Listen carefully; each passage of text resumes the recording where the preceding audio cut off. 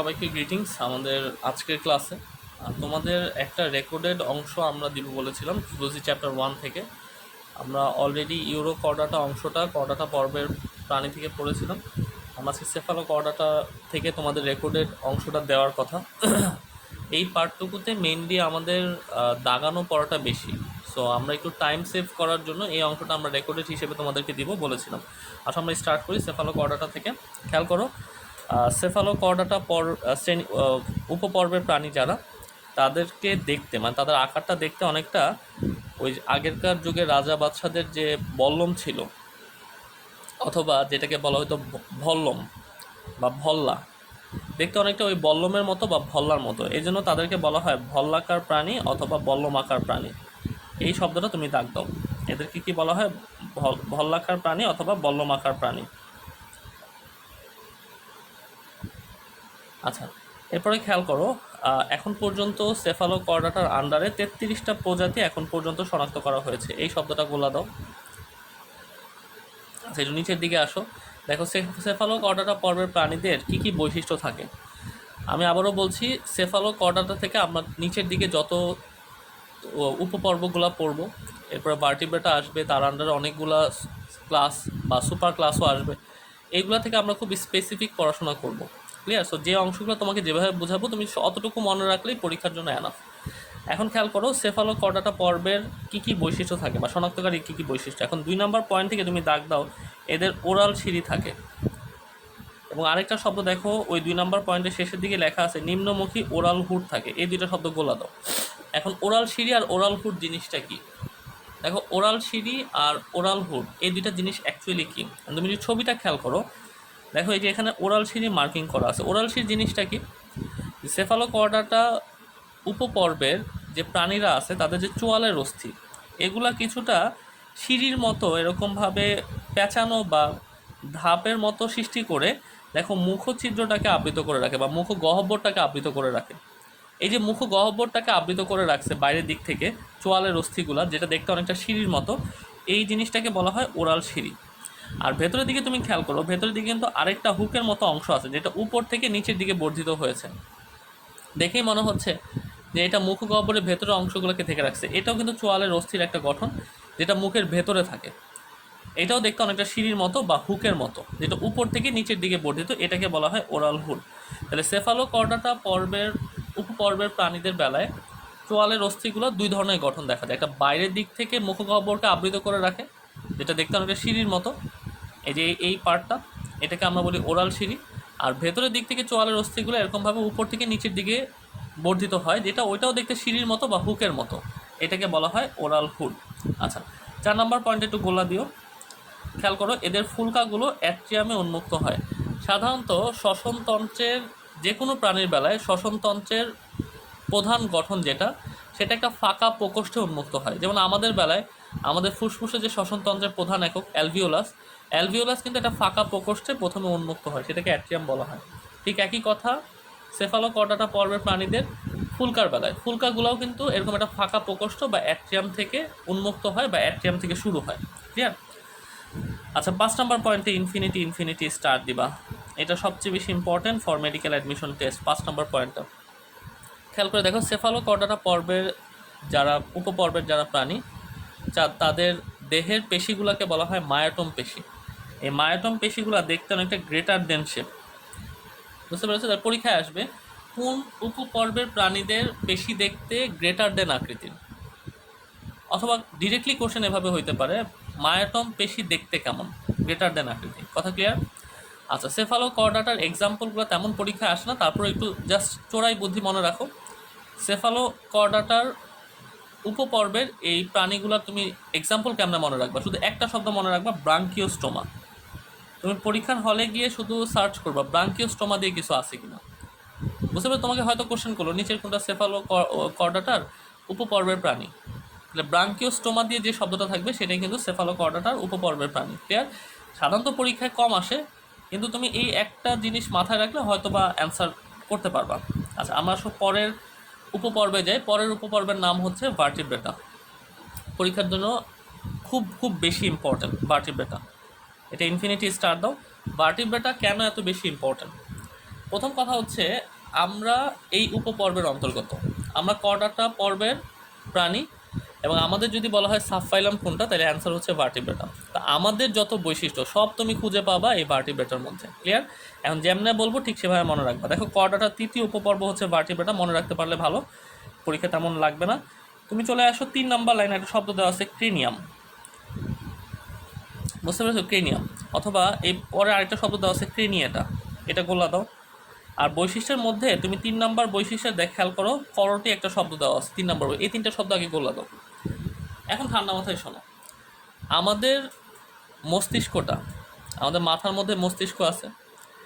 এখন মস্তিষ্কটা কিন্তু বাইরের দিক থেকে একটা খুলির অস্থি দ্বারা আবৃত। এই যে আমরা যেটা মাথার খুলি বলি বা মাথার হাড় বলি, এখানে কিন্তু শুধু অস্থি না, এখানে অস্থির সাথে তরুণাস্থিও আছে।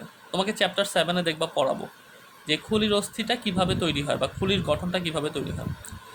সোজা কথা যেটা, মাথার মস্তিষ্কের বাইরে যে আবরণ, যেটা অস্থি এবং তরুণাস্থি নির্মিত, তাকে আমরা ক্রেনিয়াম বলি, অথবা আমরা তাকে করটি বলি। তাহলে ক্রেনিয়াম আর করটি কিন্তু অলমোস্ট সেম ওয়ার্ড, একই শব্দ। তাহলে পরীক্ষায় আসতে পারে, এটা ইনফিনিটি স্টার দাও, সৃজনশীলের ক লিখো, পরীক্ষায় আসতে পারে ক্রেনিয়াম বা করটি কি।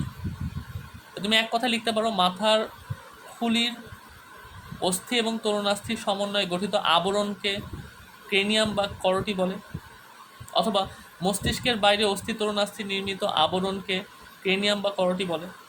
পারবা ইনশাল্লাহ, আশা করি। আর যাদের ক্রেনিয়াম থাকে তাদেরকে বলা হয় ক্রেনিয়েটা, এই শব্দটা মনে রেখো। ক্লিয়ার? দেখো 1 আর 2 নম্বর বৈশিষ্ট্য আমরা আগেই পড়ে আসছি। ভার্টিব্রেটা পর্বের প্রাণীদের বেলা আমরা আগে থেকেই জানি যে এদের নটরকটটা পরিণত প্রাণীতে মেরুদণ্ড দিয়ে প্রতিস্থাপিত হয়, এটা আমরা আগে থেকেই জানি। আর আমরা পড়িয়েছিলাম যে নটরকটের উপরে স্নায়ুরজ্জু থাকে, যেটা মস্তিষ্ক এবং সুষমা কাণ্ড গঠন করে। এটা সকল করডাটা পর্বের প্রাণীতে কম বেশি আছে। 3 নম্বর বৈশিষ্ট্যটা আমাদের পড়া শেষ। 3 নম্বর বৈশিষ্ট্য থেকে শুধু করটির কথাটা মনে রেখে, যারা ভার্টিব্রেটা পর্বে উপপর্বের প্রাণী, তাদের মস্তিষ্কের বাইরে অস্থি তরুণাস্থি নির্মিত একটা আবরণ থাকে, যেটাকে আমরা করটি বলি। 4 নম্বর বৈশিষ্ট্য মনে রাখতে পারলে ভালো, যে ভার্টিব্রেটা উপপর্বের প্রাণী যারা, তাদের হচ্ছে ত্বক দ্বারা দেহ আবৃত থাকে। 5 নম্বর পয়েন্টে একটু দাগ দিয়ে রাখো, এদের পৌষ্টিকতন্ত্র সম্পূর্ণ, মানে কি মুখ থেকে পায়ুছিদ্র পর্যন্ত সবগুলো গঠনই বিদ্যমান থাকবে। ক্লিয়ার? 6 নম্বর পয়েন্ট খেয়াল করো, 6 নম্বর পয়েন্ট একটু গোলা দাও, এটা আলাদা করে মনে রাখা লাগবে।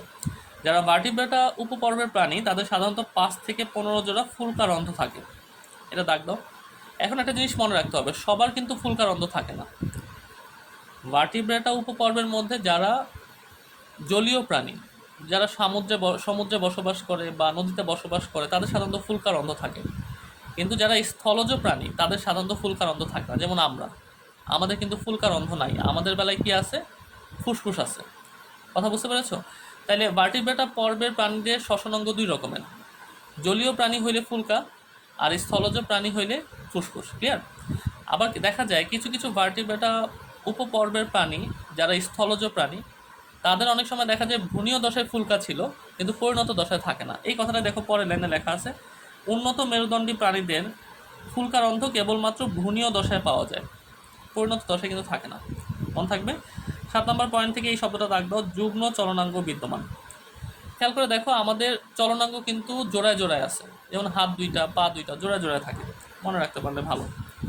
8 নম্বর পয়েন্টে ইনফিনিটি স্টার দিবা, এটা ফর মেডিকেল অ্যাডমিশন টেস্টে কয়েকবার আসছে।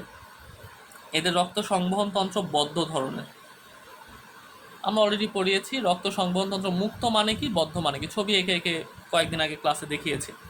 তো যারা ভার্টিব্রেটা উপপর্বের প্রাণী, তাদের কিন্তু রক্ত সংবহন তন্ত্র বদ্ধ ধরনের। আরেকটা কথা মনে রাখতে পারলে ভালো, হৃৎপিণ্ড 2, 3, 4 প্রকোষ্ঠ বিশিষ্ট হয়। তোমাদের কাছে কোশ্চেন, আমরাও ভার্টিব্রেটা পর্বের প্রাণী, আমাদের হৃৎপিণ্ড কয় প্রকোষ্ঠ বিশিষ্ট? আশা করি সবাই পারতেছে এই কথাটা। আমাদেরটা কিন্তু 4 প্রকোষ্ঠ বিশিষ্ট, কিন্তু এমনও কিছু প্রাণী আছে ভার্টিব্রেটা যাদের কিন্তু হৃৎপিণ্ড 4 প্রকোষ্ঠ না, 2 অথবা 3 প্রকোষ্ঠ তুমি পাবা, সামনে এটা দেখতে পাবা। আচ্ছা, 9 নম্বর পয়েন্ট আমরা অলরেডি বলে ফেলছি, এদের শ্বসনাঙ্গ 2 রকমের হইতে পারে, হয় ফুলকা অথবা ফুসফুস। কার ফুলকা হবে, কার ফুসফুস হবে, আশা করি তুমি এখন পারবা। 10 নম্বর পয়েন্টে ইনফিনিটি স্টার দাও। দেখো, ভার্টিব্রেটা পর্বের প্রাণী, উপপর্বের প্রাণী, এরা সাধারণত কর্ডেট, এবং আমরা জানি কর্ডাটা পর্বের প্রাণীরা ত্রিস্তরী। তার মানে এদের একটোডাম, এন্ডোডাম এবং মেসোডাম থাকবে। চোরাই বুদ্ধি মনে রাখো, মেজর যত অঙ্গগুলো আছে ভার্টিব্রেটা উপপর্বের প্রাণীদের, যতগুলো প্রধান প্রধান অঙ্গ আছে, যেমন ধরো কিডনি, ফুসফুস, হৃৎপিণ্ড, পাকস্থলী, লিভার, মেজর যে অঙ্গগুলো আছে সবগুলাই কিন্তু মেসোডার্ম থেকে তৈরি হয়। যেমনি বুঝাচ্ছে অমনি মনে রাখো। তাহলে প্রধান প্রধান অঙ্গগুলা কোন স্তর থেকে তৈরি হবে? মেসোডার্ম থেকে। যেমন দেখো এখানে লিখছে মেসোডার্ম থেকে বৃক্ক বা রেচনাঙ্গ তৈরি হয়। ক্লিয়ার? বুঝতে পেরেছ? আচ্ছা, এরপরে খেয়াল করো, বৃক্কের প্রধান কাজটা কি? এটার প্রধান কাজ হচ্ছে পানি এবং আয়নের ভারসাম্য রক্ষা করা। এটা তোমরা ছোটোবেলা থেকে পড়ে আসো, এটা তুমি জানো। 9 নম্বর পয়েন্টটা গোলা দিও, ইনফিনিটি স্টার না, শুধু গোলা দাও। খেয়াল করে দেখো, যারা ভার্টিব্রেটা উপপর্বের প্রাণী তাদের 10 থেকে 12 জোড়া করোটিক স্নায়ু থাকে। এই করোটিক স্নায়ু শব্দটা গোলা দিয়ে পাশে ইনফিনিটি স্টার দাও, সৃজনশীলের ফলিক। পরীক্ষায় আসবে করোটিক স্নায়ু কি। স্নায়ুর অনেকগুলো ক্লাসিফিকেশন আছে, এর মধ্যে দুইটা স্নায়ুর একটা প্রকারভেদের মধ্যে দুইটা স্নায়ু আমরা ফেলি, যে একটা করোটিক স্নায়ু আর একটা হচ্ছে সুষমা স্নায়ু। এটা হচ্ছে উৎপত্তির দিক দিয়ে, মানে স্নায়ুটা কোত্থেকে তৈরি হলো তার উপর ভিত্তি করে স্নায়ু দুই রকম, একটা করোটিক স্নায়ু আর একটা হচ্ছে সুষমা স্নায়ু। করোটিক স্নায়ু কাকে বলে? যারা সরাসরি মস্তিষ্ক থেকে তৈরি হয় তাদেরকে আমরা বলি করোটিক স্নায়ু। আচ্ছা, কেউ যদি ধরো সুষমা কাণ্ড থেকে তৈরি হয় তাহলে তার নামটা কি হবে? সুষমা স্নায়ু। আশা করি ইনশাল্লাহ পারবা। এবার নিচের দিকে চলে আসো, দেখো ভার্টিব্রেটা মেরুদণ্ডী প্রাণীদের শ্রেণীবিন্যাস। এখন আমরা ভার্টিব্রেটা যে উপপর্বটা পড়লাম, বৈশিষ্ট্যগুলো পড়লাম, তাদের আন্ডারে আর কি কি শ্রেণীবিন্যাস আছে সেটা আমরা এখন স্টাডি করব। প্রথম কথা যেটা জানতে হবে, ভার্টিব্রেটার আন্ডারে 2টা সুপার ক্লাস আছে। সবচেয়ে দামি কথা, ভার্টিব্রেটার আন্ডারে কয়টা সুপার ক্লাস আছে? 2টা সুপার ক্লাস। সুপার ক্লাস মানে হচ্ছে অধিশ্রেণী। ক্লাস কিন্তু 3 রকমের হইতে পারে, একটা সুপার ক্লাস, একটা ক্লাস আর একটা সাব ক্লাস। কথা বুঝতে পেরেছো? সুপার ক্লাস মানে হচ্ছে অধিশ্রেণী, মানে সবচেয়ে উপরে। তারপর হচ্ছে ক্লাস, মানে সুপার ক্লাসের আন্ডারে। আর ক্লাসের আন্ডারে হচ্ছে সাব ক্লাস। এই কথাগুলো মনে রেখো। তাহলে ভার্টিব্রেটার সুপার ক্লাস কয়টা? 2টা, একটা হচ্ছে সাইক্লোস্টোমেটা আর একটা হচ্ছে ন্যাথোস্টোমেটা। পরীক্ষা সবচেয়ে বেশি আসে ন্যাথোস্টোমেটা, সাইক্লোস্টোমেটা থেকেও অনেক বেশি কোশ্চেন আসে। একটা কথা তোমাকে বলি, এই যে কর্ডাটা পর্বের পরে যে টপিকগুলো আমাদের আছে এই বইয়ে, একদম আমার শেষ পর্যন্ত কর্ডাটা পর্বের বৈশিষ্ট্যের পর থেকে মনে রাখবা, এই জায়গাগুলো থেকে যদি কোশ্চেন আসার সম্ভাবনা তুমি বলো কোন জায়গা থেকে সবচেয়ে বেশি, তাহলে আমার মতে ভার্টিব্রেটা প্রাণীদের যে শ্রেণীবিন্যাস, এই জায়গা থেকে কোশ্চেন আসার সম্ভাবনা সবচেয়ে বেশি। যত কোশ্চেন তুমি দেখবা যে কর্ডাটার পর থেকে যত কোশ্চেন আসে সব এই জায়গাগুলো থেকে আসে। সো এই জায়গাটা তোমাকে খুব ভালো মতো পড়তে হবে। এবং আরও দামি কথা হচ্ছে, এই জায়গার পড়াগুলো খুব স্পেসিফিক, খুব ছোটো ছোটো পড়া, মানে খুব বেশি যে পড়তে হবে এরকম না, খুব স্পেসিফিক আমরা পড়া এখান থেকে পড়বো। আসো স্টার্ট করি। ভার্টিব্রেটার মধ্যে 2টা সুপার ক্লাস ছিল, একটা সাইক্লোস্টোমেটা, একটা ন্যাথোস্টোমেটা। সাইক্লোস্টোমেটাকে দেখো আবার 2টা ক্লাসে ভাগ করা হয়েছে, একটার নাম হচ্ছে মিক্সিনি আর একটার নাম হচ্ছে পেট্রোমাইজন্টিডা। তাইলে সাইক্লোস্টোমেটাকে আবার কয়টা শ্রেণীতে ভাগ করা হয়? 2টা শ্রেণী, একটা হচ্ছে মিক্সিনি আর একটা হচ্ছে পেট্রোমাইজন্টিনা। এখন যেমনে পড়াবো অমনে পড়বা। খেয়াল করো, মিক্সিনি শ্রেণীর প্রাণী যারা, তাদেরকে বলা হয় হ্যাগফিশ। 1,00,000 বার পরীক্ষায় আসছে। হ্যাগফিশ কারা? আসবে আসবে, মার্ক মাই ওয়ার্ড, আসবে। হ্যাগফিশ কারা? মিক্সিনি শ্রেণীর প্রাণীরা। এতটুকু মনে রাখতে পারলেই চলবে। হ্যাগফিশটা দেখতে আমাদের দেশের ওই যে বাইন মাছের মতো। দেখতে কেমন? এটা অনেকটা বাইন মাছের মতো, অথবা এদেরকে বলা হয় স্লাইম ইল। অনেক সময় কোশ্চেনটা এভাবে করে, স্লাইম ইল কোন শ্রেণীর প্রাণী? মিক্সিনি। ক্লিয়ার? এরা সবাই সামুদ্রিক। তাহলে প্রথম প্যারা থেকে আমরা এই 4টা গোল্লাকেই চোখে আনবো। এই 4টা গোল্লাকে আমরা চোখে আনবো। আমি আবারও বলি, সবচেয়ে বেশি পরীক্ষা আসে হ্যাগফিশ কারা? মিক্সিনি। মিক্সিনি হ্যাগফিশ দেখতে কেমন? বাইন মাছের মতো। বা এদের আরেক নাম কি? স্লাইম ইল। এরা সবাই কি সামুদ্রিক। এতটুকু মনে রাখতে পারলেই চলবে। আচ্ছা, বৈশিষ্ট্য দেখো, মিক্সিনির বৈশিষ্ট্য মনে রাখতে পারলে ভালো, এরা আইসবিহীন এবং পাখনাবিহীন। মনে রাখতে পারলে ভালো, এর তেমন পরীক্ষা আসে না। 3 নম্বর পয়েন্টটা মনে রাখতে হবে। দেখো এদের ফুলকা রন্ধ্র, মানে ফুলকা ছিদ্র কয়টা থেকে? 5 থেকে 15 জোড়া। 5 নম্বর পয়েন্টটা 1,00,000 বার ইনফিনিটি স্টার দিবা। একটু পরে তুমি টের পাবা কেন এত বেশি ইম্পর্টেন্ট বললাম। মিক্সিনি এবং পেট্রোমাইজন্টিডা এই 2টা শ্রেণীর মধ্যে এই 5 নম্বর পয়েন্টটা পার্থক্য করে দেয়। খেয়াল করে দেখো, মিক্সিনি পাকস্থলীবিহীন, এবং আমরা জানি, হয়তো তোমরা 9-10-এও কিছুটা দেখে আসছো, বা আমার চ্যাপ্টার 3-তেও পড়াবো জুলজি, পরিপাকতন্ত্রের বিভিন্ন জায়গায় কিন্তু কপাটিকা থাকে। বুঝতে পারছো? বিভিন্ন জায়গায় মাংসল কপাটিকা থাকে। তো মিক্সিনি দেখো পাকস্থলী নাই এবং পরিপাকতন্ত্রে বিভিন্ন অংশে কপাটিকা নাই। মানে কপাটিকা জিনিসটা কি? হার্টের বেলা তুমি হয়তো শিখেছো, যে একটা মাংসল গঠন বা পেশি নির্মিত একটা গঠন, যেটা রক্তের যাতায়াতটাকে নিয়ন্ত্রণ করে, এটা হার্টের বেলায়। আবার পরিপাকতন্ত্রে আসলে খাদ্যের যাতায়াত নিয়ন্ত্রণ করে, এরকম কপাটিকা আমরা পেয়ে থাকি। তো মিক্সিনি যারা, এদের পাকস্থলীও নাই, কপাটিকাও নাই, এই কথাটা মনে রেখো। 6 নম্বর পয়েন্টটা গোলা দিয়ে রাখো, এদের কোনো লার্ভা দশা নেই। ক্লিয়ার? মন থাকবে? তাহলে আমরা মিক্সিনি থেকে এই কথাগুলো মনে রাখবো। আচ্ছা, এবার চলে আসো এক্সাম্পলগুলো খেয়াল করো। আচ্ছা, এক্সাম্পল তোমাকে পরে দেখে, এক্সাম্পল এখন দেখার দরকার নেই, পরে দেখে। তুমি খেয়াল করো পরের শ্রেণী। পরের শ্রেণীর নাম হচ্ছে পেট্রোমাইজন্টিডা। প্রথম কথা এখান থেকে দাগ দাও, এরা ল্যাম্প্রে নামে পরিচিত, 1,00,000 বার পরীক্ষায় আসছে। ল্যাম্প্রে বলা হয় কাদের? পেট্রোমাইজন্টিডা।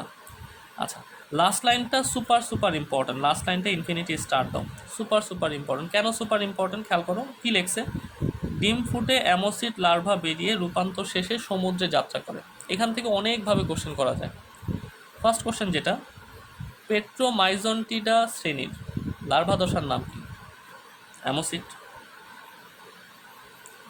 ক্লিয়ার? তাহলে পেট্রোমাইজন্টিডা শ্রেণীর লার্ভা দশার নাম কি? অ্যামোসিড। এখন দেখো কোশ্চেন কতভাবে ঘোরানো যায়, তুমি লাইনটা পড়ো। দেখো, ডিম ফুটে অ্যামোসিড লার্ভা বেরিয়ে রূপান্তর শেষে সমুদ্রে যাত্রা করে। তাইলে আমি কি বলতে পারি, রূপান্তরের আগ পর্যন্ত তারা সমুদ্রে বসবাস করে না, রূপান্তরের পরে সমুদ্রে বসবাস করে? তাহলে কোশ্চেন আসবে, পেট্রোমাইজন্টিডা শ্রেণীর প্রাণীদের কয় ধরনের অবস্থান দেখা যায়? 2 ধরনের অবস্থান দেখা যায়। এরা পরিণত হওয়ার আগে, মানে লার্ভা দশা থেকে রূপান্তর পর্যন্ত কোথায় থাকে? সমুদ্রের বাইরে। আর রূপান্তরের পরে কই থাকে? সমুদ্রে। পারবা ইনশাল্লাহ? কোশ্চেনের প্যাচগুলো বইছো। ক্লিয়ার? আচ্ছা, বৈশিষ্ট্যে চলে আসো। খেয়াল করো, 3 নম্বর বৈশিষ্ট্য মনে রাখতে হবে, সবার বেলায় কিন্তু 5 থেকে 15 জোড়া ফুলকার অন্ধ আমরা পেয়েছি, এদের বেলায় 7 জোড়া ফুলকার অন্ধ। আচ্ছা, 5 নম্বর পয়েন্টটা ইনফিনিটি স্টার দিবা। আমরা বলেছিলাম মিক্সিনির 5 নম্বর পয়েন্টটা আমরা ইনফিনিটি স্টার দিয়েছি, সেখানে একটা কথা বলেছি, ওই পয়েন্টটা মিক্সিনি আর পেট্রোমাইজন্টিডাকে আলাদা করে। এখন খেয়াল করো কীভাবে আলাদা করে। দেখো, মিক্সিনিতে পাকস্থলী ছিল না, পেট্রোমাইজন্টিডাতেও পাকস্থলী নাই। মিক্সিনিতে পরিপাকতন্ত্রে কপাটিকাও ছিল না, কিন্তু পেট্রোমাইজন্টিডাতে কপাটিকা থাকে। এই প্যাচটা তুমি একটু মনে রেখো, এটা সুপার ইম্পর্টেন্ট। তাহলে মিক্সিনির পরিপাকতন্ত্রে কপাটিকা নাই, কিন্তু পেট্রোমাইজন্টিডার পরিপাকতন্ত্রে কপাটিকা আছে। এই কথাটা সবচেয়ে বেশি ইম্পর্টেন্ট, এটা মনে রাখতেই হবে। ক্লিয়ার? আচ্ছা, এরপর আমরা বলেছিলাম যে লার্ভা দশার নাম অ্যামোসিড, এটা তুমি পারবা। এবার চলে আসো সুপার ক্লাস 2, ন্যাথোস্টোমেটা। ন্যাথোস্টোমেটা ইনফিনিটি স্টার দিবা। ন্যাথোস্টোমেটা পরীক্ষার জন্য খুব ইম্পর্টেন্ট, এটা ইনফিনিটি স্টার দিবা ন্যাথোস্টোমেটা। খেয়াল করো, ন্যাথোস্টোমেটা এর আন্ডারে আমরা কি স্টাডি করব, আগে তোমাকে এটা বুঝাই। ন্যাথোস্টোমেটার আন্ডারে আমরা সব মাছ সম্পর্কে স্টাডি করব। মাছ, আমার যত মাছ আছে সব মাছ নিয়ে কথা বলবো। ন্যাথোস্টোমেটা সুপার ক্লাসের আন্ডারে দেখো 7টা ক্লাস আছে, 7টা শ্রেণী আছে। এই 7টা শ্রেণীতে সবগুলোতে আমরা মাছ নিয়ে কথা বলবো। এখন মাছ নিয়ে কথা বলার সময় আমরা অ্যাকচুয়ালি পড়বোটা কি, আমাকে একটু বলে দিই। আমরা মাছ নিয়ে কথা বলার সময় পড়বোটা কি? মাছের বেলায় আমরা কয়েকটা জিনিস স্পেসিফিক্যালি স্টাডি করব। যেমন আমরা দেখবো যে মাছের আইসটা কেমন, মাছের লেজটা কেমন, বুঝতে পেরেছ? তারপর মাছ কি তাপ সহনীয় না তাপ সহনীয় নয়, এই কথাগুলো আমরা মেনলি স্টাডি করব। বিশেষ করে আমাদের 2টা জিনিস মনে রাখতে হবে আইস এবং লেজ সম্পর্কে। তো তোমাকে আগে আইস এবং লেজের একটা আইডিয়া দিই। দেখো, মাছের আইসকে আমরা কয়েক ভাগে ভাগ করতে পারি। যেমন এখানে খেয়াল করো, প্ল্যাকোয়েড আইস, সাইক্লোয়েড আইস, টিনোয়েড আইস, গ্যানোয়েড আইস। দেখো, প্রতিটা আইসের শেপ বা দেখতে কিন্তু ডিফারেন্ট, বুঝতে পেরেছো? যে যেরকম শেপের তার নামটা ঠিক সেরকম হবে। তাহলে সবচেয়ে দামি কথা হচ্ছে কোন মাছের আইস দেখতে কেমন। কারটা দেখতে প্ল্যাকোয়েডের মতো, কারটা দেখতে সাইক্লোয়েডের মতো, কারটা দেখতে টিনোয়েড বা গ্যানোয়েডের মতো। এইটা তোমাকে মনে রাখতেই হবে, এটা পরীক্ষার সবচেয়ে দামি কোশ্চেন। ক্লিয়ার? আচ্ছা, এরপরে আমাকে যেটা সবচেয়ে দামি কোশ্চেন সেটা হচ্ছে লেজটা দেখতে কেমন। আমরা সবাই জানি মাছের লেজ তৈরি হয় পুচ্ছ পাখনা দিয়ে। কী দিয়ে তৈরি হয়? পুচ্ছ পাখনা। এখন এই পুচ্ছ পাখনা বা লেজ যেটা খালি চোখে দেখলে বা সরাসরি দেখলে তুমি দেখবা যে এটা 2টা পার্ট থাকে। একটা লেজের 2টা পার্ট থাকে। যেমন আমরা যেটা মাছের লেজ চিন্তা করি, এই লেজের সবসময় 2টা এরকম পার্ট থাকে, ঠিক না? এরকম 2টা পার্ট থাকে, এই একটা পার্ট, এই আরেকটা পার্ট। এখন কোন মাছের এই 2টা পার্ট কেমন, কার বেলায় কেমন, এর উপর ভিত্তি করে লেজটাকে আমরা 3 ভাগে ভাগ করতে পারি। একটা হচ্ছে হেটারো সার্কাল, হোমো সার্কেল আর ডাইফি সার্কেল। এই কথাগুলো ইনফিনিটি স্টার দিয়েও সৃজনশীলের কয়ের জন্য অনেক সময় পরীক্ষাগুলো সৃজনশীলের কতে আসে। যদিও এই টপিকটা তুমি চ্যাপ্টার 2-তে রুই মাছ পড়ানোর সময় আরও ডিটেলস পড়বা, আরও ডিটেলস পড়াবো তোমাকে, জাস্ট আপাতত জেনে রাখো। হেটারো সার্কেল মানে কি? দেখো, সার্কেল মানে অঞ্চল, আর হেটারো মানে ভিন্ন। তাহলে খেয়াল করে দেখো, এই একটা অঞ্চল তুমি খেয়াল করো আর এই একটা অঞ্চল তুমি খেয়াল করো। যদি ঘটনাটা এরকম হয় যে পুচ্ছ পাখনার দুটি অঞ্চল অসমান, তখন আমরা এটাকে কি বলি? হেটারো সার্কেল পুচ্ছ পাখনা বা হেটারো সার্কেল লেজ। আচ্ছা, এখন খেয়াল করো হোমো সার্কেল আর ডাইফি সার্কেল। দেখো, খেয়াল করে দেখো হোমো সার্কেলটা, এবং খেয়াল করে দেখো ডাইফি সার্কেলটা। এখানেও দেখো ডাইফি সার্কেল। তুমি যদি একটু ভালো মতো খেয়াল করো দেখবা হোমো সার্কেল এবং ডাইফি সার্কেল দুইটার বেলায় পুচ্ছ পাখনা দুইটা অঞ্চল সমান। তাহলে আমার পার্থক্য কেমনে করবো যে কোনটা হোমো কোনটা ডাইফি সার্কেল? পার্থক্য কেমনে করবো? দেখো, হোমো সার্কেলের বেলায় যে শিরদার বা যে কাটার যেটা আছে সেটা কিন্তু সংক্ষিপ্ত, লেজের শীর্ষ পর্যন্ত পৌঁছায় না বা লেজের শীর্ষের দিকে বর্ধিত হয় না।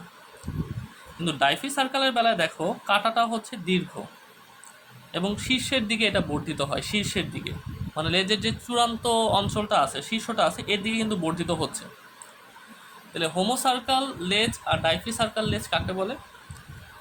আমরা এক কথা যদি বলি, যে লেজে পুচ্ছ পাখনার দুইটা অঞ্চলই সমান। হোমো সার্কেলও দুইটা অঞ্চল সমান, ডাইফি সার্কেলও দুইটা অঞ্চল সমান। পার্থক্যের জায়গা কোথায়? হোমো সার্কেলের বেলায় কাটাটা শীর্ষের দিকে বর্ধিত হয় না, ডাইফি সার্কেলের বেলায় কাটা শীর্ষের দিকে বর্ধিত হয়। বা কথাটা এভাবেও বলা যায়, হোমো সার্কেলে কাটা সংক্ষিপ্ত, ডাইফি সার্কেলে কাটাটা হচ্ছে দীর্ঘ। পারবা ইনশাল্লাহ? আশা করি বুঝছো এগুলো। আচ্ছা, যদি এগুলো বুঝে থাকো, আইস এবং লেজের কথাগুলো যদি বুঝে থাকো, তাহলে আমরা আসলে এখন স্টার্ট করি। খেয়াল করো ন্যাথোস্টোমেটাকে আমরা বলেছিলাম যে এর আন্ডারে সব মাছ নিয়ে আমরা স্টাডি করব। ন্যাথোস্টোমেটা সুপার ক্লাস, এর আন্ডারে 7টা ক্লাস আছে বা 7টা শ্রেণী আছে। 7টা শ্রেণীর মধ্যে প্রথম শ্রেণীটার নাম হচ্ছে আমাদের কন্ড্রিকথিস। ক্লিয়ার? এখন দেখো কন্ড্রিকথিস থেকে আমরা কি স্টাডি করব। কন্ড্রিকথিস থেকে খেয়াল করো, কন্ড্রিকথিসের মধ্যে আমরা কি কি বৈশিষ্ট্য পাই একটু জাস্ট বোঝার চেষ্টা করো। কন্ড্রিকথিস যারা মাছ, তাদের আইসের নাম হচ্ছে প্ল্যাকয়েড আইস। এটা 1,00,000 বার পরীক্ষায় আসছে। তাহলে প্ল্যাকয়েড আইস পাওয়া যায় কোন মাছে?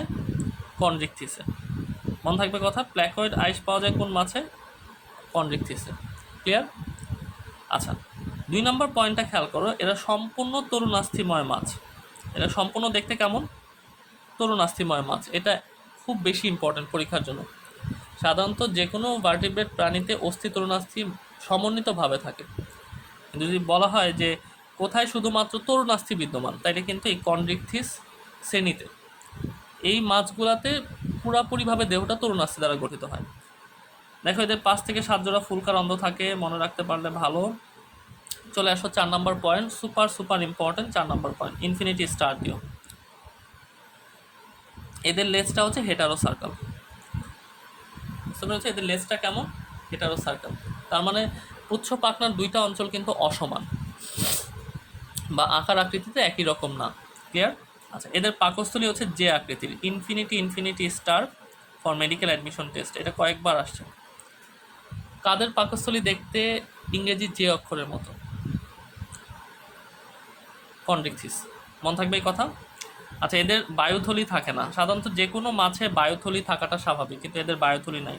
এদের অন্তঃনিষেক ঘটে এবং এরা একলিঙ্গ প্রাণী। তার মানে নিষেক প্রক্রিয়াটা দেহের ভেতরে ঘটে। আমরা যদি নিষেক দেহের ভেতরে ঘটে সেটাকে আমরা বলি অন্তঃনিষেক, দেহের বাইরে হলে সেটাকে আমরা বলি বহির্নিষেক। তাহলে এরা একলিঙ্গ প্রাণী এবং নিষেকটা হয় দেহের ভেতরে।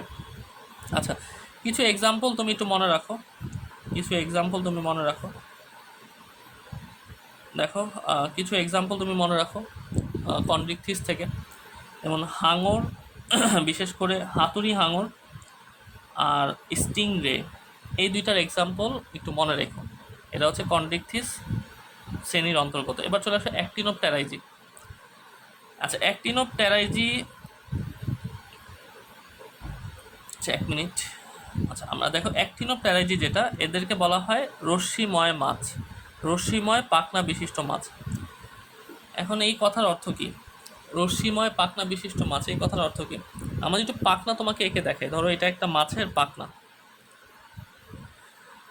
বাজার থেকে বাবা যখন মাছ আনে সবসময় পাখনাটা ধরে দেখবা, এই পাখনার মধ্যে দেখবে এরকম ওই যে ম্যাচের কাঠি আছে না, ম্যাচের কাঠির মতো এরকম দণ্ডাকার শক্ত শক্ত গঠন থাকে। এই প্রতিটা গঠনকে বলা হয় রশ্মি অথবা রে। বুঝতে পেরেছ? আর পাখনার ইংরেজি হচ্ছে ফিন। তাহলে অনেক সময় যে সকল পাখনা এরকম ম্যাচের কাঠির মতো বা শলাকার মতো দণ্ডাকার অংশ থাকে তাকে বলা হয় ফিন রে অথবা রশ্মিময় পাখনা বিশিষ্ট মাছ। মনে থাকবে এই কথাটা? তাহলে অ্যাক্টিনোপটেরাইজি যারা, তাদের আমরা পাখনাতে এরকম শলাকার মতো দণ্ডাকার অংশ পাবো। ক্লিয়ার? পৃথিবীতে যত মাছ আছে তার 96% হচ্ছে এই শ্রেণীর অন্তর্গত। Super super important. তাহলে পৃথিবীতে যত মাছ আছে তার 96% কোন শ্রেণীর অন্তর্গত? অ্যাক্টিনোপটেরাইজি। এদের আইসের নাম হচ্ছে সাইক্লয়েড। যেভাবে গোল্লা দিচ্ছে এতটুকুই শুধু দাগাবা, বেশি দাগানোর দরকার নেই। অথবা এদের টিনয়েড আইসও পাওয়া যেতে পারে। তাহলে অ্যাক্টিনোপটেরাইজি শ্রেণীর অন্তর্গত মাছ প্রজাতিতে আমরা সাইক্লয়েড বা টিনয়েড আইস পাই। আচ্ছা, এদের এক্সাম্পল পরীক্ষার জন্য সবচেয়ে বেশি ইম্পর্টেন্ট। দেখো সব দামি দামি মাছের এক্সাম্পল এখানে দেওয়া আছে, যেমন ইলিশ মাছ, বোয়াল মাছ, টুনা মাছ। বিশেষ করে ইলিশের বৈজ্ঞানিক নাম কয়েকবার পরীক্ষায় আসছে, ইলিশের বৈজ্ঞানিক নাম। আচ্ছা, 34 নম্বর পেজে চলে আসো। দেখো 2 নম্বর পয়েন্টটা গোল্লা দাও, ইনফিনিটি স্টার দিবা, সৃজনশীলের ক লিখো। একটা শব্দ দেওয়া আছে এন্ড্রোকন্ড্রাল অরিজিন বা উৎস। দেখো এন্ড্রোকন্ড্রাল অরিজিন বা উৎস কি? পরীক্ষা আসবে এন্ড্রোকন্ড্রাল কি। সহজ কথায় বুঝাই দিই, যে সকল প্রাণীর অস্থিগুলা তরুণাস্থি থেকে তৈরি হয় তাদেরকে এন্ড্রোকন্ড্রাল বলে। দেখো অস্থিগুলা তরুণাস্থি থেকে উৎপত্তি লাভ করে, তাদেরকে আমরা কি বলি? এন্ড্রোকন্ড্রাল। এতটুকু মনে রাখতে পারলেই হলো, আর বেশি কিছু দরকার নেই। আচ্ছা, 3 নম্বর পয়েন্ট এমন পরীক্ষার জন্য ইম্পর্টেন্ট না, 4 নম্বরও দরকার নেই। 4 নম্বর আমরা অলরেডি স্টাডি করেছি, এদের পাখনা রশ্মি থাকে। 5 নম্বর পয়েন্টটা গোলা দিয়ে ইনফিনিটি স্টার দাও। এদের হোমো সার্কাল লেজ থাকে, আশা করি বুঝতেছো। আমরা একটু আগে পড়াইছি হেটারো সার্কেল কি, হোমো সার্কেল কি, ডাইফি সার্কেল কি, আশা করি পারবা। এদের বায়োথলি বা পটকা থাকে। একটু আগের শ্রেণীটার কথা যদি তোমার মনে থাকে, কন্ড্রিকথিসে কিন্তু বায়োথলি বা পটকা ছিল না, এদের কিন্তু বায়োথলি বা পটকা আছে। 6 আর 7 মূলত অ্যাক্টিনোপটেরাইজিকে কন্ড্রিকথিস থেকে পার্থক্য তৈরি করে। দেখো কন্ড্রিকথিসে আমাদের বায়োথলি বা পটকা ছিল না, এদের আছে। কন্ড্রিকথিস একলিঙ্গ প্রাণী ছিল, এরাও একলিঙ্গ প্রাণী। ওদের অন্তর্নিষেক হয়, এদের বহির্নিষেক ঘটে। এই কথাগুলো যেভাবে প্যাঁচায় বলছি ওভাবেই তুমি মনে রেখো, পরীক্ষা কিন্তু এভাবেই আসতে পারে যে কন্ড্রিকথিস এবং অ্যাক্টিনোপটেরাইজির পার্থক্যকারী বৈশিষ্ট্য কোনটি। তো ওদের অন্তর্নিষেক হয়, এদের বহির্নিষেক ঘটে। ঠিক আছে? আচ্ছা, ওদের বায়োথলি না, এদের বায়োথলি আছে। আচ্ছা, এরপর খেয়াল করো সার্কোপটেরাইজি। সার্কোপটেরাইজি শ্রেণী, এদেরকে বলা হয় পিণ্ডাকার পাখনা বিশিষ্ট মাছ। মনে রাখতে পারলে ভালো, মানে দেহটা অনেক খণ্ডে খণ্ডে বিভক্ত বা পিণ্ডে বিভক্ত, পিণ্ডাকার পাখনা বিশিষ্ট মাছ। এর চেয়েও দামি কথা হচ্ছে লাংফিশ শব্দটা গোলা দাও, 3 নম্বর লাইনে আছে, super super important. Mark my word, আসবে আসবে, কয়েক লাখবার পরীক্ষায় আসছে। লাংফিশ কাদেরকে বলা হয়? সার্কোপটেরাইজি শ্রেণীর প্রাণীদেরকে লাংফিশ বলা হয়। দেখো এদেরকে বলা হয় সিলাকান্ত। সিলাকান্ত জিনিসটা কি দেখো, এরা অনেক সময়, এদের 2টা প্রজাতি পাওয়া যায়। একটা প্রজাতি ভারত মহাসাগরে পাওয়া যায়, আরেকটা প্রজাতি হচ্ছে তোমার ইন্দোনেশিয়ার উপকূলের দিকে বিস্তৃত। এই যে 2 প্রজাতি 2 অঞ্চলে বিদ্যমান, 2 ধরনের, এই জন্য অনেক সময় এদেরকে সিলাকান বলে, মনে রাখতে পারলে ভালো। 1 নম্বর পয়েন্ট থেকে দাগ দাও, এদের গ্যানয়েড আইস থাকে। এদের আইসের নাম কি? গ্যানয়েড। ক্লিয়ার? এরা পিণ্ডাকার, আমরা অলরেডি পড়েছি। 4 নম্বর পয়েন্টে ইনফিনিটি স্টার দাও। এদের লেজ হচ্ছে ডাইফি সার্কেল। ক্লিয়ার? আর তেমন কিছু এখান থেকে লাগবে না। এদের বায়োথলি বা পটকা থাকে, মনে রাখতে পারলে ভালো। এদের বহির্নিষেক অন্তর্নিষেক দুইটাই ঘটতে পারে, এটা মনে রাখতে পারলে ভালো। ঠিক আছে? আচ্ছা, এক্সাম্পলগুলো একটু মনে রাখতে পারলে ভালো, যে সিলাকান্ত মাছ, অস্ট্রেলিয়ান লাংফিশ, তেমন পরীক্ষা আসে না। চলে আসো অ্যামফিবিয়া। অ্যামফিবিয়া হচ্ছে সাধারণত স্থলভাগের, এই শ্রেণীর সদস্যরা স্থলভাগ জয়ের উদ্দেশ্যে সর্বপ্রথম 4 পা নিয়ে যাত্রা শুরু করে, মনে রাখতে পারলে ভালো। তার মানে এরা ভার্টিব্রেটদের মধ্যে প্রথম চতুষ্পদী প্রাণী, এই কথাটা গোলা দাও। আচ্ছা, এরা উভচর, মানে এরা জলেও থাকতে পারে, ডাঙায়ও থাকতে পারে। আচ্ছা, আর কিছু লাগবে না এখান থেকে। দাঁড়াও 1 মিনিট, যেখানে ছিলাম। আর যেটা বলছিলাম, এরা জলেও থাকতে পারে, এরা ডাঙাতেও থাকতে পারে, মানে এরা উভচর প্রাণী। আচ্ছা, পরের পেজে আসো।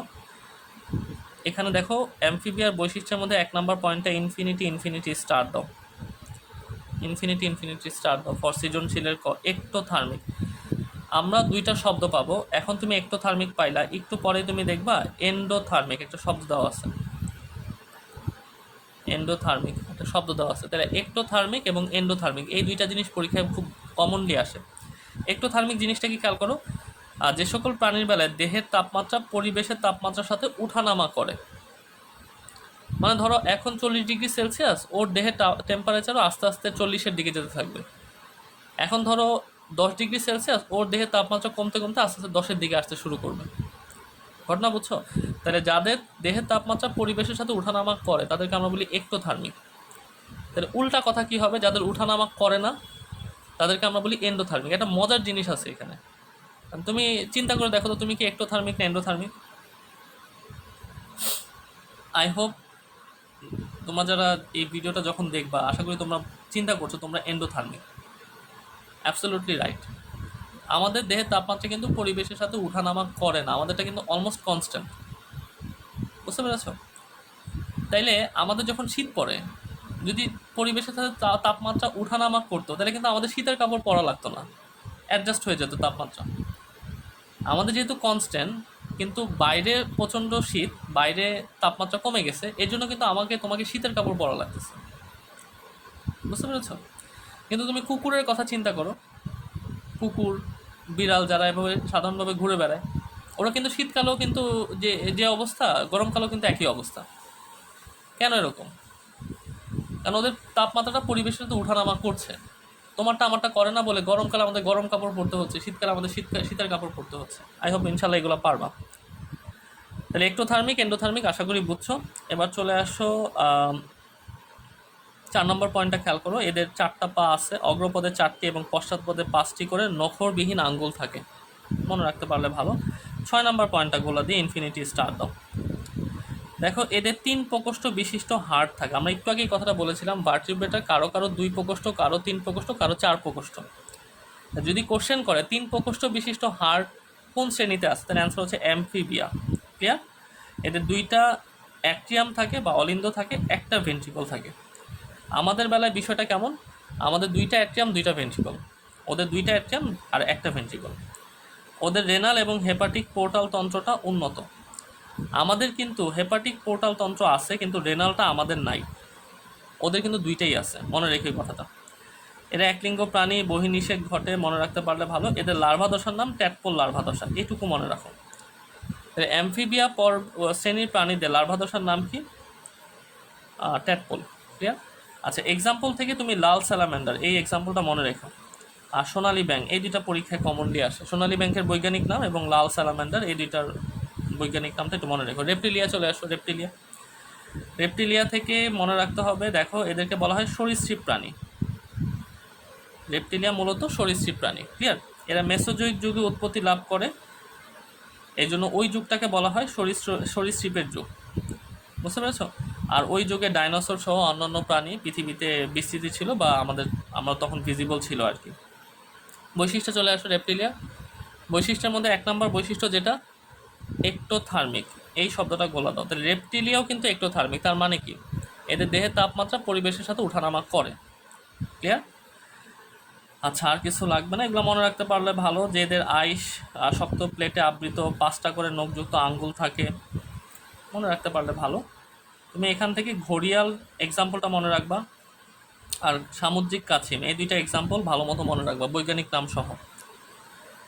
আচ্ছা, পরের পেজে আসো, 36 নম্বর পেজ। খেয়াল করো, রেপ্টিলিয়ার 4 নম্বর পয়েন্টে ইনফিনিটি স্টার দাও। দেখো এদের হৃৎপিণ্ড যেটা অসম্পূর্ণভাবে 4 প্রকোষ্ঠ বিশিষ্ট। যারা রেপ্টিলিয়া তাদের হৃৎপিণ্ড কিন্তু 4 প্রকোষ্ঠ বিশিষ্ট, কিন্তু অসম্পূর্ণ। অসম্পূর্ণ মানে কি? অসম্পূর্ণ মানে হচ্ছে যে উপরে যে 2টা অলিন্দ থাকে, নিচে যে 2টা নিলয় থাকে, যদি এরা 2টা অলিন্দ 2জনের থেকে সেপারেট থাকে, 2টা নিলয় 2জন থেকে সেপারেট থাকে, তাহলে 4 প্রকোষ্ঠ হবে। কিন্তু দেখা যায় অলিন্দোর সাথে, এই যে দেখো আমি ছবি এঁকে যদি তোমাকে দেখাই, দেখো ছবি এঁকে দেখাই, ধরো এটা একটা হার্ট, উপরের দুইটা হচ্ছে অলিন্দ আর নিচের দুইটা হচ্ছে নিলয়। এখন যদি এরা ফুললি সেপারেট থাকে, ফুললি সেপারেট, যেমন অলিন্দ দুইটা ফুললি সেপারেট, নিলয় দুইটা ফুললি সেপারেট, তাহলে কিন্তু চার প্রকোষ্ঠ বিশিষ্ট, 1 2 3 4।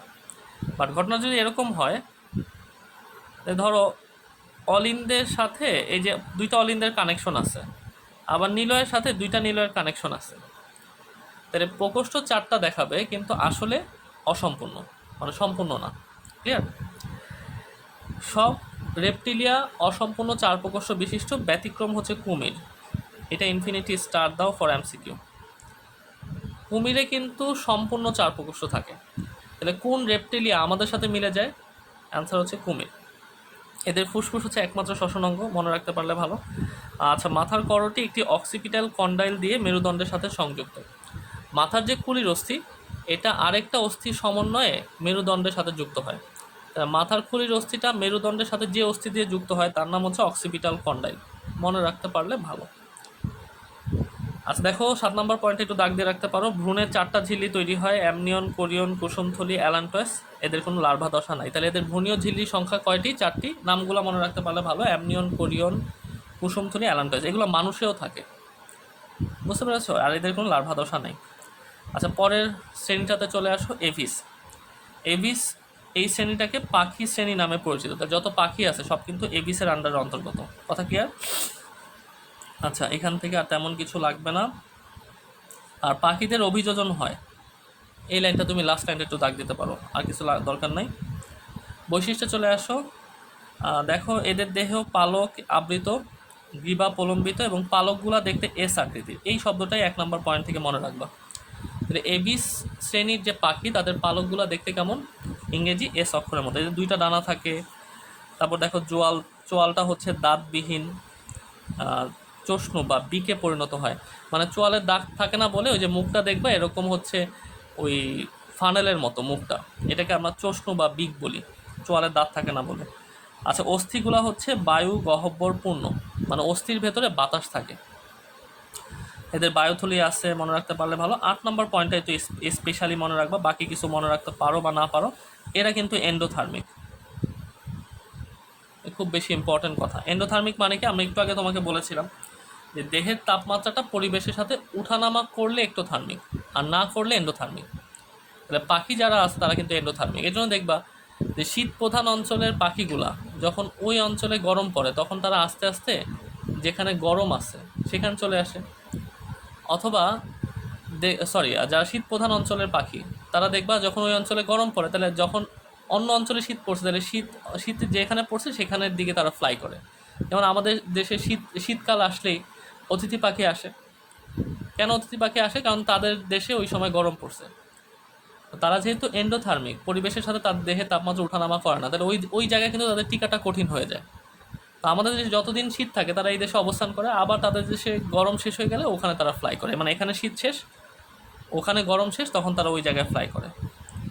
পারবা এগুলো ইনশাল্লাহ। আচ্ছা, এখান থেকে মনে রাখবা দোয়েল পাখির বৈজ্ঞানিক নাম, পরীক্ষা সবচেয়ে বেশি আসে।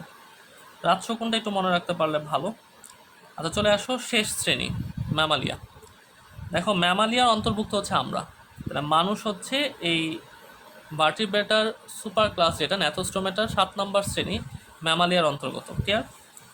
আচ্ছা, বৈশিষ্ট্য চলে আসো। দেখো আমাদের কী কী বৈশিষ্ট্য আছে, আমাদের সব বৈশিষ্ট্য তুমি এখানে পাবা।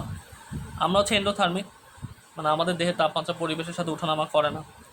মানুষের মধ্যে যারা স্ত্রী প্রাণী তাদের বেলায় কার্যকরী স্তন গ্রন্থি থাকে, পুরুষেও থাকে কিন্তু পুরুষেরটা কার্যকরী না, স্ত্রীর বেলায় কার্যকরী স্তন গ্রন্থি থাকে। আমাদের 3 ধরনের কান আছে। একটা হচ্ছে বহিকর্ণ, যেটা তুমি বাইরে থেকে দেখতে পাচ্ছ, ভেতরে গেলে মধ্যকর্ণ, তারপরে আরও ভেতরে গেলে অন্তঃকর্ণ আছে। বহিকর্ণের যে গঠনটা দেখা যায় একটু রাবারের মতো, এটাকে বলা হয় পিনা। আর মধ্যকর্ণের ভেতরে 3টা অস্থি থাকে। যদি মনে রাখতে পারলে ভালো, মনে রাখতে যদি পারো, মধ্যকর্ণের 3টা অস্থিকে আমরা এভাবে মনে রাখি সিম দিয়ে। সিম কার্ড আমরা ব্যবহার করি না মোবাইলে, সেই সিম দিয়ে। এসে কি হয়?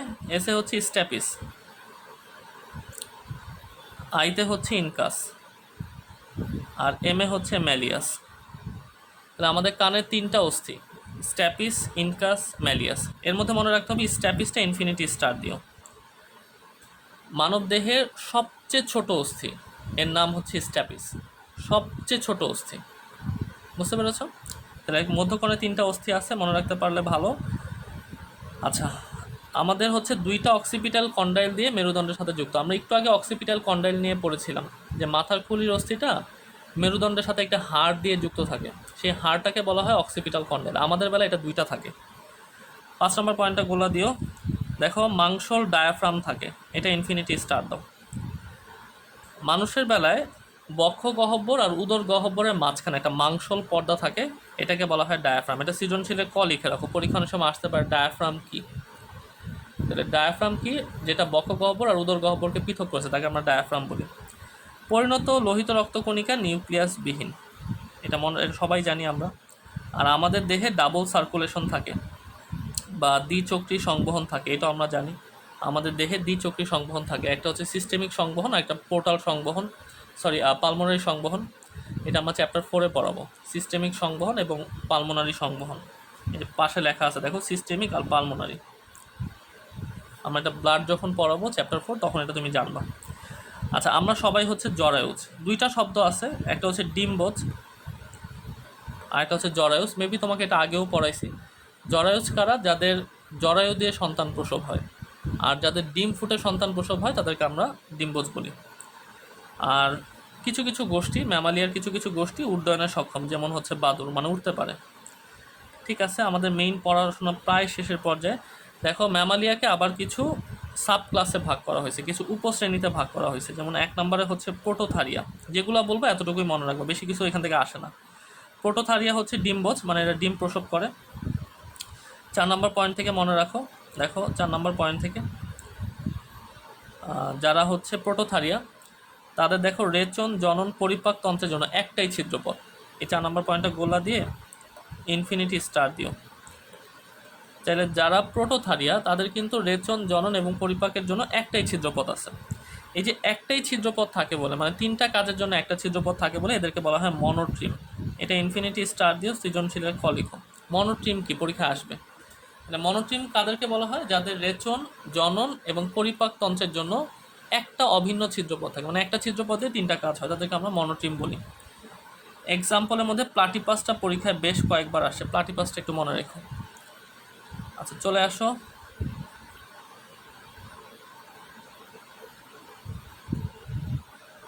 দেখো, চলে আসো আমরা এর পরের বৈশিষ্ট্যে যাই, মেটাথারিয়া।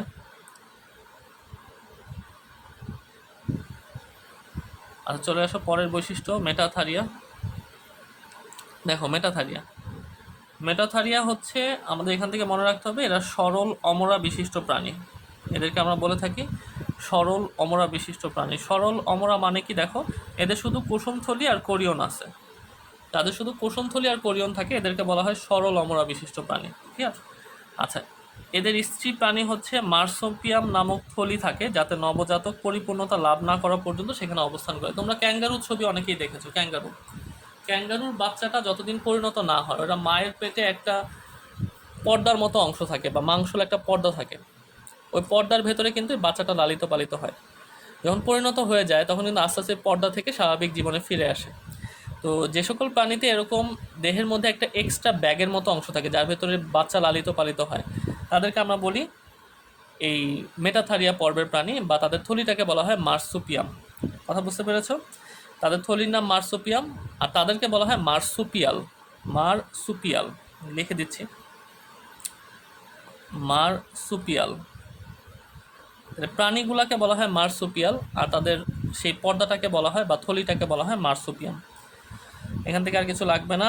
4 নম্বর পয়েন্টে ইনফিনিটি স্টার দাও। এই একটা শব্দ খুব ইম্পর্টেন্ট, খুব ব্যতিক্রমী একটা শব্দ, কিন্তু খুব ইম্পর্টেন্ট একটা শব্দ। দেখো নর্মালি আমরা জরায়ু সাধারণত একটাই পাওয়া যায় যে কোনো প্রাণীতে, এদের বেলায় কিন্তু 2টা জরায়ু আর 2টা যোনিপথ থাকে, এটা মনে রেখো। লাল ক্যাঙ্গারুর বৈজ্ঞানিক নামটা মনে রাখবা। কোয়ালাটা একটু মনে রাখো, কোয়ালাটা এখন পৃথিবীতে বেশ আলোচিত একটা প্রাণী, লাল ক্যাঙ্গারু আর কোয়ালাটা। ইউথারিয়াতে চলে আসো। দেখো ইউথারিয়াকে বলা হয় প্রকৃত অমরাধর প্রাণী। প্রকৃত অমরাধর মানে কি? ওই যে আমাদের পড়েছিলাম অমরা থলিতে আমাদের 4টা থলি থাকে বা 4টা স্তর থাকে, কোরিয়ন, অ্যামনিয়ন, অ্যালান্টয়েস, কুসুম থলি। বুঝতে পেরেছ? এর মধ্যে কোরিয়ন আর অ্যালান্টয়েসটা হচ্ছে এই আমাদের অমরা থলির মধ্যে সবচেয়ে ইম্পর্ট্যান্ট গঠন। তো এই দুইটা গঠন যার মধ্যে আছে তাদেরকে আমরা বলি আদর্শ অমরা বিশিষ্ট প্রাণী বা প্রকৃত অমরা বিশিষ্ট প্রাণী। তাহলে ইউথারিয়া যারা, তাদের কোরিয়ন এবং অ্যালান্টয়েস থাকে বলে এদেরকে বলা হয় প্রকৃত অমরা বিশিষ্ট প্রাণী। আর কিছু লাগবে না। এদের স্তন গ্রন্থিটা হচ্ছে সুগঠিত, মনে রাখতে পারলে ভালো। এদের স্ক্রোটাল থলি থাকে, মানে শুক্রাশয় বা টেস্টিস এটাকে ধারণ করার জন্য একটা থলি থাকে যেটাকে আমরা বলি স্ক্রোটাল থলি। আচ্ছা, এইখান থেকে এক্সাম্পলের মধ্যে বাঘের এক্সাম্পলের বৈজ্ঞানিক নাম মনে রাখবা, নেংটি ইঁদুরটা মনে রাখবা, আর কিছু দরকার নেই। আচ্ছা, এবার চলে আসো, দেখো আমরা একদম শেষ পর্যায়ে আছি, 39 নাম্বার পেজ। আমরা অলরেডি এগুলো সব পড়া শেষ। করডাটা নন করডাটা পর্বের প্রাণীর বৈশিষ্ট্য, সৃজনশীলে খ লিখে রাখো, 2 নম্বরের জন্য এটা পরীক্ষা আসতে পারে। আচ্ছা, মেরুদণ্ডী অমেরুদণ্ডী প্রাণীর পার্থক্য, এটা ইনফিনিটি স্টার দিয়ে সৃজনশীলে খ লিখো, এটা 2 নম্বরের জন্য আসতে পারে। তরুণ অস্থিময় মাছ এবং অস্থিময় মাছ তোমাকে দুইটাই পড়ানো হয়েছে, এটা super super important. Infinity star দিয়ে সৃজনশীলে খ লিখো। কেন সুপার ইম্পর্টেন্ট বললাম? সাধারণত কিন্তু এটা পরীক্ষা কম আসে, কিন্তু যদি ধরো এই অধ্যায় থেকে কোনো এক্সেপশনাল কোশ্চেন দিতে চায়, যতবার এক্সেপশনাল কোশ্চেন করেছে ততবার এটা দিয়েছে, যে তরুণাস্থিময় মাছ আর অস্থিময় মাছের পার্থক্য। ক্লিয়ার? আমরা যা কিছু পড়েছি করডাটার শ্রেণীবিন্যাসের আন্ডারে, দেখো সবগুলা, বিশেষ করে ন্যাথোস্টোমেটার আন্ডারে যা পড়েছো সবগুলো এখানে একটা সামারাইজ করে বক্সের আন্ডারে লেখা আছে, কারা মৎস্য, কারা উভচর, কারা সরীসৃপ, কারা পাখি এবং কারা স্তন্যপায়ী এবং তাদের কী কী বৈশিষ্ট্য থাকে। তার মানে সবগুলা কথা সামেশন হচ্ছে এই বক্সটা। ক্লিয়ার? এটা পরীক্ষার জন্য ইনফিনিটি স্টার ফর এমসিকিউ, এটা এমসিকিউর জন্য বেশি ভালো মতো পড়ে যাবা।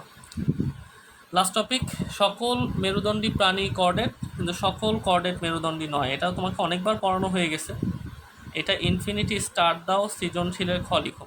মার্ক মাই ওয়ার্ড, এই অধ্যায় থেকে যদি একটা 2 নম্বরের কোশ্চেন বলো তাহলে এটাই আসবে, যে সকল মেরুদণ্ডী প্রাণী কর্ডেট কিন্তু সকল কর্ডেট মেরুদণ্ডী নয়। এটা 1 লাখ বার পরীক্ষা আসছে, মানে বহুবার পরীক্ষা আসছে। অনলাইনে যারা দেখছো তারা হয়তো 1 লাখ বার শব্দটা অনেকেই পরিচিত না। 1 লাখ বার দিয়ে বলি যেটা, সেটা হচ্ছে মানে এটা অনেকবার আসছে। 1 লাখ বার তো পরীক্ষা হয়নি, এটা সবাই জানে। এই কথার অর্থ হচ্ছে এটা অনেকবার আসছে। তো একটা যদি সৃজনশীলে ক্ষয়ের কোশ্চেন বলো তাহলে এটাই আসার সম্ভাবনা সবচেয়ে বেশি। আমরা এই টপিকটা কিন্তু আগেও স্টাডি করেছি। আমরা যেদিন কর্ডেট নন কর্ডেট পড়িয়েছি, যেদিন আমরা কর্ডেটের আন্ডারে 3টা ক্লাস পড়িয়েছি, 3টা উপপর্ব পড়িয়েছি, euro chordata, cephalo chordata, vertebra, সেখানেও এটা পড়িয়েছি। দেখো, সকল প্রাণী মেরুদণ্ডী, সকল মেরুদণ্ডী প্রাণী কর্ডেট কিন্তু সকল কর্ডেট মেরুদণ্ডী নয়। এই কথাটা অর্থ কী? আমরা যদি এই কথা অর্থ জানতে চাই, দেখো অর্থটা কি। আমরা জানি যারা কর্ডেট হয় তাদের অ্যাকচুয়ালি 3টা বৈশিষ্ট্য থাকে। যেমন তাদের নটরকট থাকবে, নটরকটের উপরের দিকে স্নায়ুরুজ্জ থাকবে এবং তাদের ফুলকারন্ধ্র থাকতেও পারে, নাও থাকতে পারে। বুঝতে পারছো? কিছু কিছু প্রাণীতে, উন্নত প্রাণীদের বেলায় ভ্রূণীয় দশায় থাকবে।